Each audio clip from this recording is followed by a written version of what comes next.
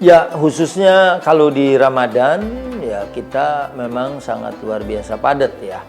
Kalau kita mulai dari Ramadan ini misalnya buka, ya habis buka, kemudian kita misalnya konsumsi kurma, ini saya harus biasakan gitu. Kemudian minum, habis itu sebagaimana arahan Rasulullah yang terbaik adalah saya sholat maghrib.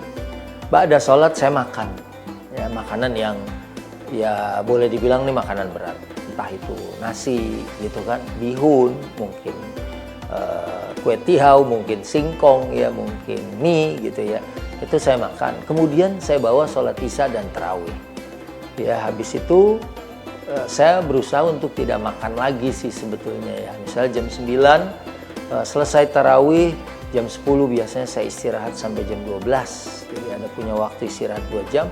Kemudian jam 12 itu kita siap-siap ke studio, karena jam 1 kita harus sudah sampai di studio ya, dan kemudian briefing, make up ya, dan kemudian juga mungkin kita reading program hari itu. Kemudian jam 2 kita live sampai jam 5.30 ya. Jam 5.30 ada break, kita sholat subuh di 4:30 lebih ya.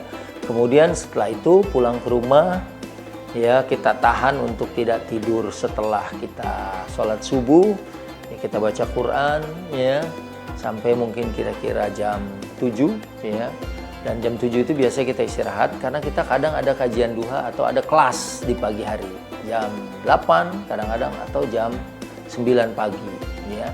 Nah, itu biasa sampai jam 10 ya. Setelah itu kita jam 12 itu biasanya ada kajian zuhur sampai kira-kira 1:30 ya. Dari 1:30 itu kita pulang ke rumah, atau kalau enggak kita langsung gitu. Kadang-kadang jadwal kita bukan di Jakarta, mungkin di Cikarang ya.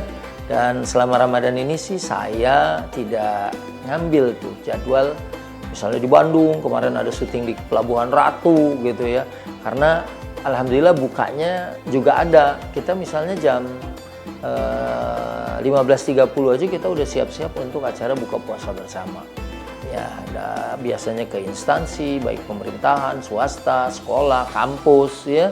Nah itu sampai maghrib ya, tarawih, begitu aja semua. Mungkin saya punya istirahat waktu selama Ramadan itu sekitar 3 atau 4 jam ya. Dan karena bulan Ramadan bulan ibadah, kita juga harus membaca Al-Quran, kita juga harus melakukan kebaikan-kebaikan yang lain, tadarus, ngajar, dan lain sebagainya.